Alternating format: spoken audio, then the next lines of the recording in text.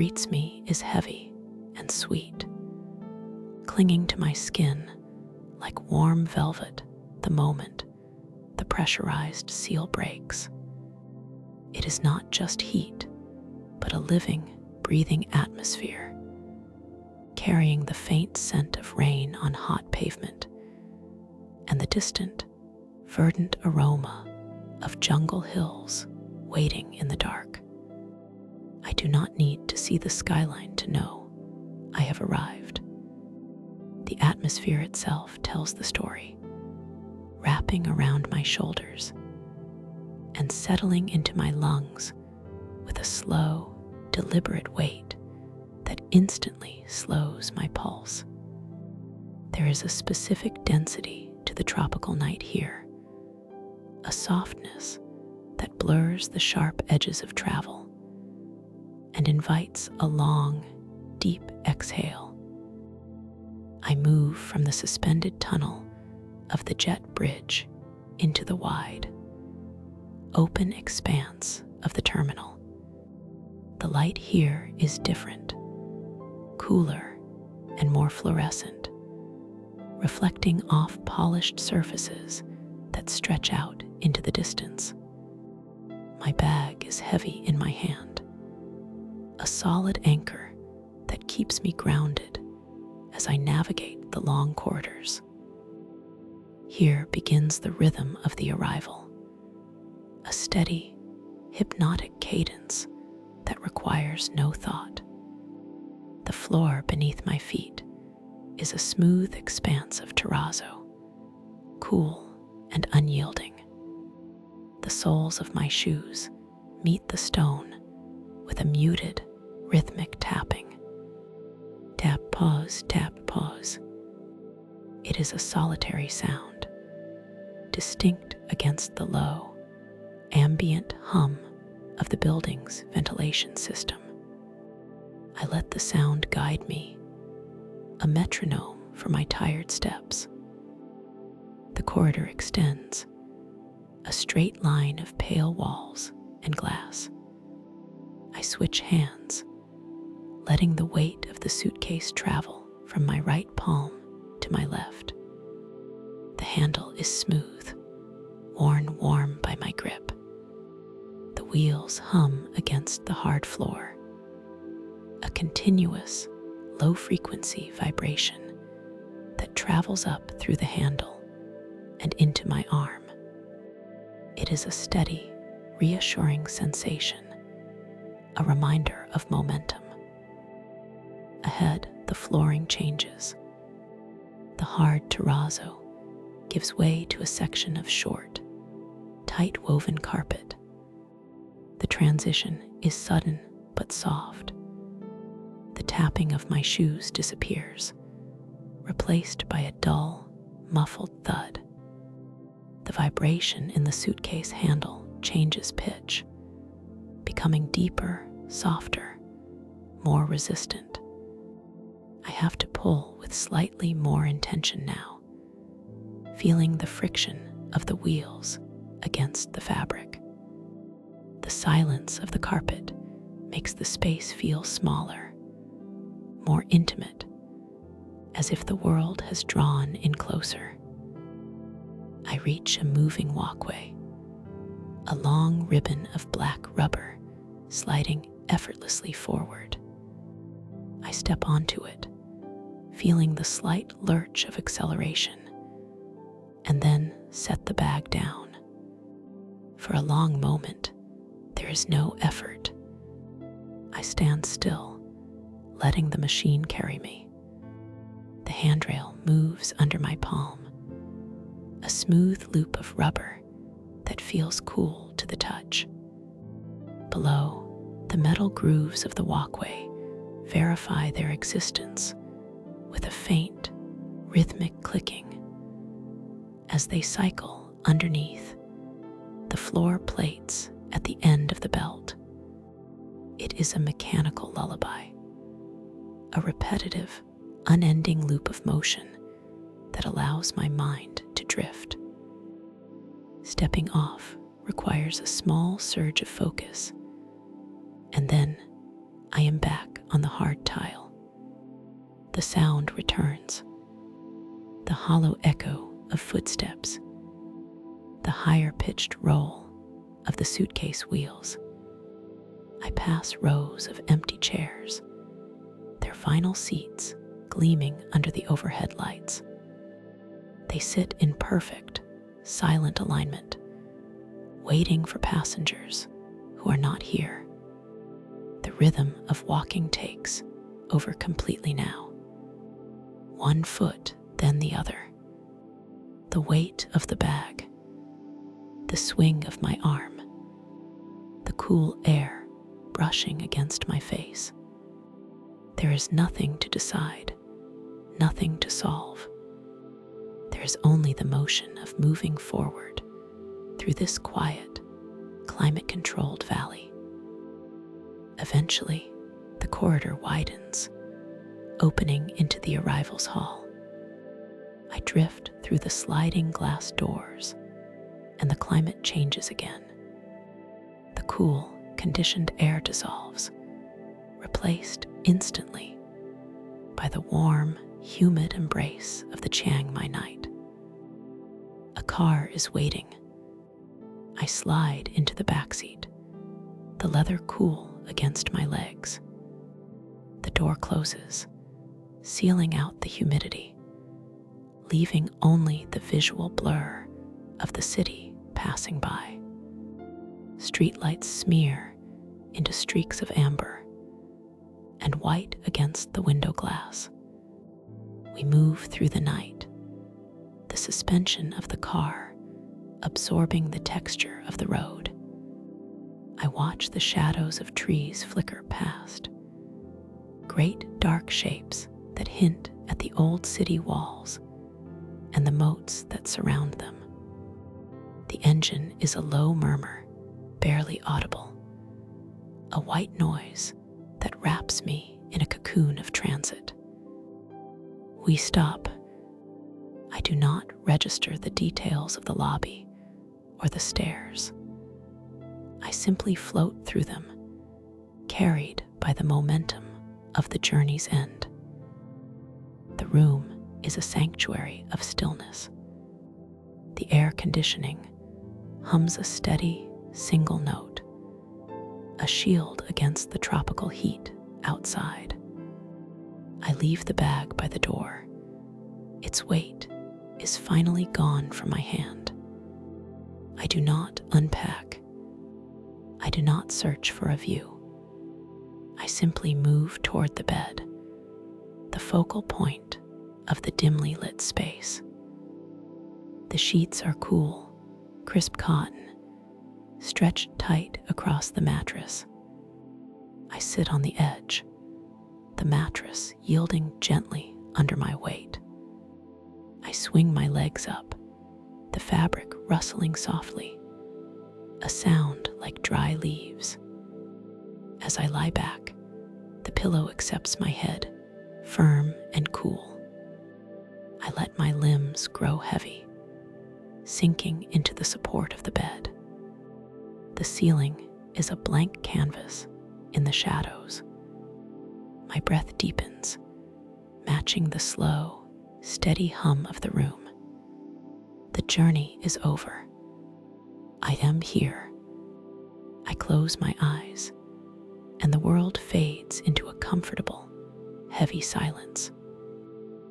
The heat of the Thai afternoon remains outside the gate, held back by a thick perimeter of longan trees and bamboo. Here the air changes. It becomes heavy with the scent of damp moss and the sweet, decaying perfume of the jungle floor. I slip my sandals off at the entrance to the tunnels, placing them on the rack alongside a dozen other pairs. The stone beneath my bare feet is smooth, polished by decades of pilgrims and wanderers seeking the same silence I have come to find. Stepping across the threshold, the light drops away. The tunnel takes me in. The temperature plummets, a sudden and welcome embrace of cool air that feels filtered through layers of dense clay. It is quiet here. The ceiling arches low, forcing a posture of humility, a slight bow of the head to navigate the brick corridors. I move deeper into the subterranean maze. The walls are not uniform. They are a patchwork of restoration and decay, breathing out a scent of wet stone. I reach out to graze the surface with my fingertips. The texture is rough, porous, and remarkably cold. This is the earth-chilled brick I was looking for. It does not feel like construction material. It feels like the side of a living cave. My fingers trail along the masonry until the surface changes. The roughness gives way to a patch of plaster, soft as velvet against the skin. I lean in. The darkness softens as my eyes adjust, revealing the faint, ghostly pigment of the 14th century murals. Most of the art has faded into history, reclaimed by the humidity, but here, a fragment remains. It is a bird, a single forest bird painted in ochre and faded teal, its wings folded in rest. It sits on a painted branch that has long since vanished, suspended in the dark, waiting for someone to notice its vigil. Leaving the bird in its cool sanctuary, I follow the curve of the tunnel back toward the light. The exit is a circle of blinding green. Emerging from the earth feels like rising from deep water. The sounds of the forest rushing back to meet me. A path winds away from the tunnel mouth, disappearing into the trees. I let my breath sink with the slow, rhythmic sweep of the wind in the canopy. The ground here is uneven, a mixture of hard-packed red dirt and ancient paving stones that have been lifted and broken by the roots of massive bonsai trees. This is the rhythm of the grounds. One step, then another. The gravel shifts with a dry, hollow sound underfoot. A dry leaf spirals down from high above, landing on the path with a soft tick. I step over it. The forest is dense, a wall of emerald and jade that filters the sunlight into moving patterns on the ground. To my left, the Great Chedi rises, a massive bell-shaped stupa weathered to a deep stone gray. It sits heavy on the earth. Ferns sprout from its crevices, and moss paints the northern side in stripes of vivid green. There is no need to hurry. The path curves gently, guiding me past mounds of broken statues.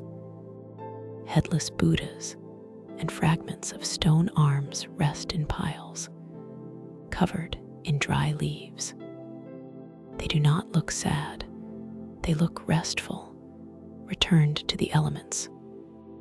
I pause to watch a rooster step high through the undergrowth, his feathers catching a shaft of sun. He scratches the earth, pauses, and moves on. I follow his lead. Step, breath, step. The air is humid but still. A squirrel chatters from a high branch, the sound sharp and brief, before silence washes back over the clearing. The walking becomes a meditation in itself. There is only the sensation of the ground pushing back against my feet, the smell of rain that hasn't fallen yet, and the visual tapestry of bark and leaf. The grand scale of the trees makes me feel small, weightless, just another moving part of the understory. I linger by a patch of sunlight, letting the warmth press against my shoulder, watching dust motes dance in the column of light. They swirl in slow, chaotic orbits, never landing, just drifting. The path eventually widens near the lake. Here the trees are older, their trunks thick and gnarled. This is the grove of the talking trees. Wooden signs hang from the branches, swinging lazily in the breeze, painted with words of wisdom in Thai and English. I scan the grove, looking for the one that was promised. I see it near the water's edge. A massive tree, its bark almost entirely hidden by a cage of parasitic vines. The vines are silver gray, twisting around the trunk like veins of precious metal, holding the wood in a tight, ancient embrace. A wooden placard hangs from a lower branch, suspended by a rusted chain. It turns slowly, revealing the text. I steady the sign with a hand to read the 10-word promise painted in white. Stand firm like the mountain. Let the wind pass through. I release the wood. It swings back, settling into its slow rotation. I find a stone bench facing the water and lower myself onto it. The lake is a mirror of the sky, broken only by the occasional ripple of a fish surfacing for air. From somewhere across the water, high up in the temple grounds, a bell begins to toll. It is not a sharp sound, but a deep, resonant hum that travels low across the surface of the lake. The vibration reaches me a second after the sound. I close my eyes, letting the resonance fill the space behind my eyelids. The mist has lifted, but the world remains soft, the edges blurred by the afternoon haze. I rest my hands on my lap, palms open, and listen as the final note of the bell stretches out, becoming thinner and thinner until it is indistinguishable from the silence. The air at the base of the mountain is heavy, holding the night's moisture close to the earth.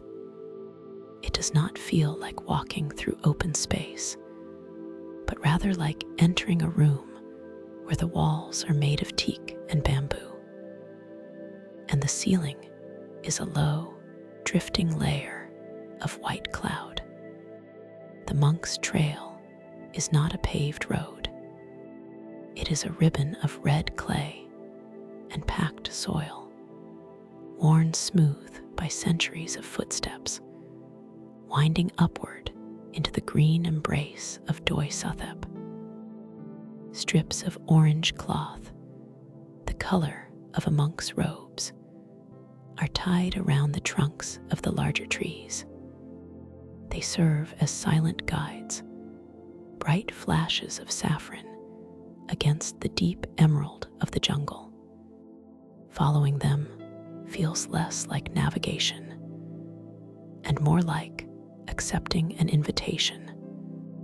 The path rises gently at first. Roots crisscross the ground like the veins of a giant hand, creating natural steps that catch the toe of a boot and provide leverage against the slope. To the left of a sharp bend, the undergrowth pulls back to reveal a limestone nook, sheltered by the overhang of a granite boulder. Here sits the figure I have been looking for. It is not a towering monument, but a small, weathered statue of a guardian lion, carved from stone that has darkened with time. Moss has claimed its paws and mane, softening the edges of the sculpture until it seems to be growing out of the rock itself. I lean in closer. Two polished pieces of green glass have been set into the stone face, catching the dim morning light filtering through the canopy. The green-eyed guardian stares past me, watching the trail, its gaze fixed on something invisible in the mist.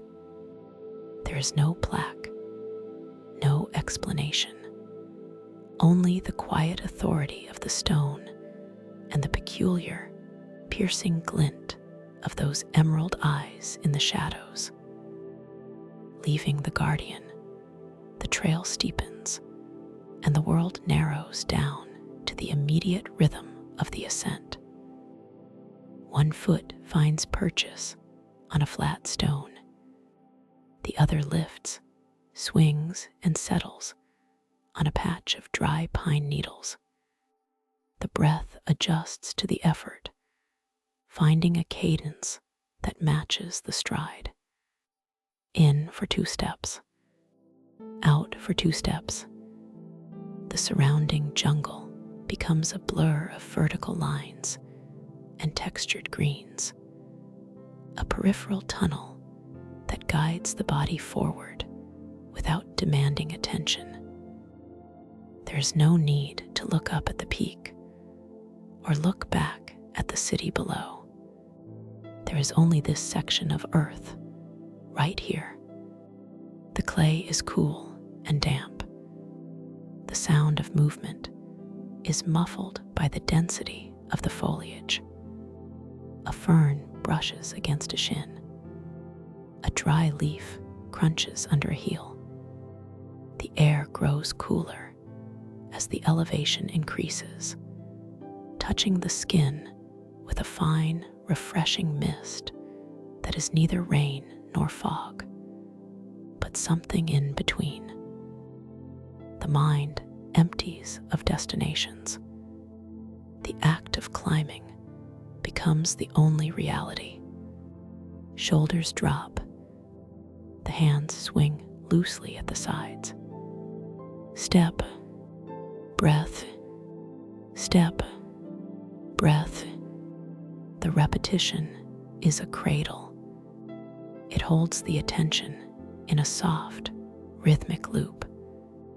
Time stretches out, unmeasured by clocks, marked only by the passing of trees, bamboo thickets that rattle softly in the breeze, dipterocarp trees with leaves the size of dinner plates, ancient vines that spiral up toward the light like wooden snakes.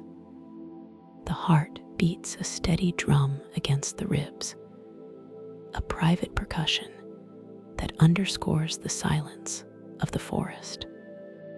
There is no fatigue, only the steady, hydraulic motion of muscles working, propelling the weight up the slope, 1 meter at a time, moving through the tunnel of green and gray. Gradually, a new sound begins to weave itself into the rhythm of the hike. It is a low, constant rushing, like the sound of wind in a seashell, but deeper. The path levels out and the trees part. Wat Pha Lat does not sit upon the mountain. It rests within it. The temple grounds are bisected by a cascading stream that tumbles over wide, flat boulders. Ancient jetties, darkened by centuries of rain, stand guard by the water, their spires pointing toward the canopy. A stone bridge spans the stream, arching over the rushing water. This is the bridge of divided waters. Standing at the exact center, the sensory experience splits in two. To the left, looking upstream, the water crashes over a small precipice, creating a wall of white noise that drowns out all thought. It is chaotic, energetic, and loud. To the right, looking downstream where the water pools and slows, the air is silent. The roar fades instantly, replaced by the stillness of the valley falling away toward the city. I remain on the bridge, suspended between the roar and the silence. A single bronze bell hangs from the eaves of a nearby pavilion. The wind shifts, and the clapper strikes the metal rim. The note is clear and high, cutting through the sound of the water, hanging in the mist for a long moment before it dissolves into the humid air. I lower myself onto a dry section of the stone wall, watching the water move endlessly over the rock, letting the morning light drift through the leaves and settle on the quiet earth. The morning air at the base of the mountain is not simply cold. It holds a distinct, heavy moisture that clings to the skin and dampens the sounds of the waking forest.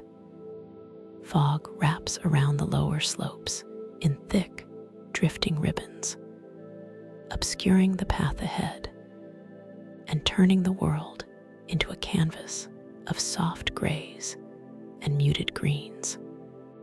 From this white haze, the Naga balustrades emerge. The seven-headed serpents, crafted from terracotta and emerald-colored tiles, stretch upward, their bodies forming the handrails for the long ascent. Their scales glisten with the accumulated dew of the night, catching the faint, diffused light that filters down from the canopy above. A quiet stillness settles over the entrance. There are no crowds yet, only the hushed rustle of leaves and the distant, rhythmic sweeping of a monk clearing fallen blossoms from the lower courtyard. The staircase rises steeply, disappearing into the cloud layer, as if leading directly into the sky. The ascent begins. There is a specific cadence to climbing ancient stairs, a rhythm that the body adopts without conscious thought. One foot lifts, finding purchase on the worn stone, and the weight shifts forward. Then the next foot follows. The breath adjusts to match the movement. In as the leg rises, out as the sole presses down. The surroundings blur into a vertical tunnel of green foliage and gray mist. Step after step, the repetitive motion becomes the only reality. The mind empties of plans and memories, leaving only the sensation of the climb. The stone beneath the feet is solid and unyielding. The air grows cooler with every few yards of elevation gained, pressing against the face with a refreshing chill.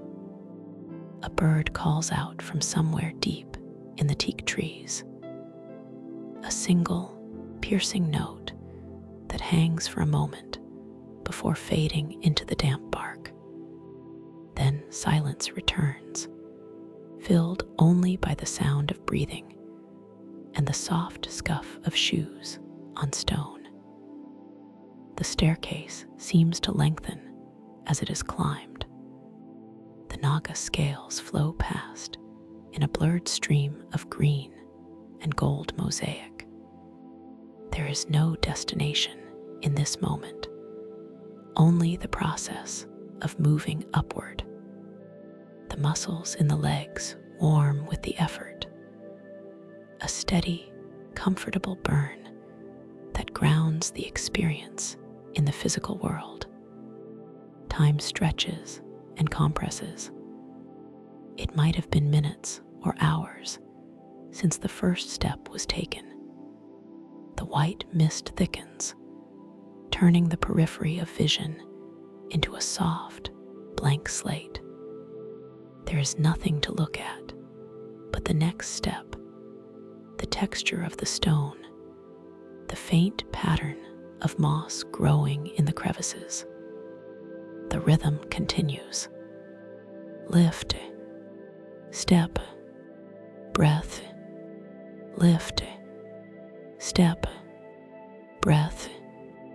The outside world falls away entirely, leaving a cocoon of white silence and steady, rhythmic motion. As the final steps approach, the density of the cloud layer begins to thin. The gray brightens to a luminous white, then breaks apart. The summit terrace reveals itself not all at once, but in fragments.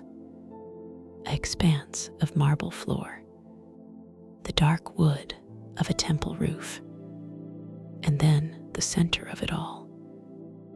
The golden pagoda stands in the center of the courtyard, an immense structure of glowing gold leaf that seems to generate its own light.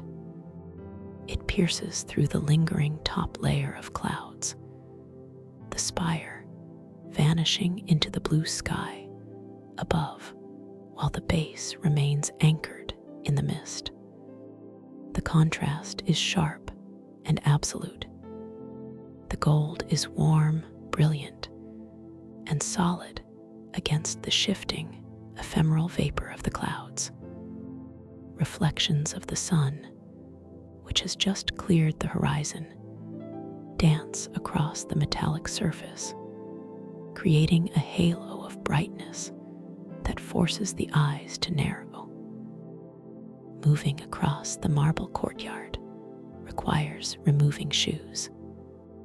The stone is cold, sending a sharp, grounding sensation through the soles of the feet. To the side of the main chetty, a gallery of bronze and iron bells hangs in a long, disciplined row. They range from small, chime-like instruments to massive, heavy vessels of dark metal. A wooden mallet rests on a low rack nearby. It is polished smooth by decades of hands. Lifting it feels significant, the wood dense and balanced. The target is one of the large black iron bells near the edge of the terrace. The swing is gentle. The wood meets the metal not with a sharp clang, but with a deep, rounded impact. The sound is a heavy thud that instantly blooms into a low, resonant hum. It is a vibration more than a noise. The tone drops deep into the chest, a sub-bass frequency that travels through the marble floor and up through the legs.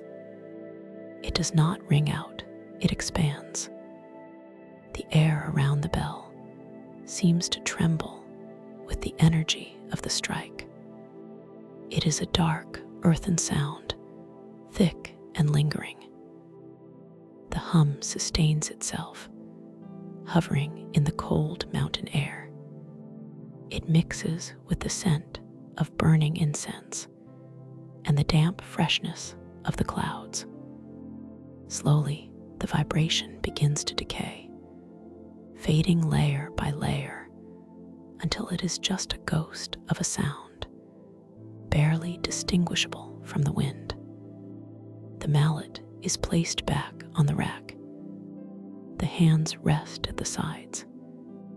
The mist swirls around the ankles, cool and silent, as the golden light continues to strengthen, warming the stones and dissolving the last of the morning gray into the brightening day.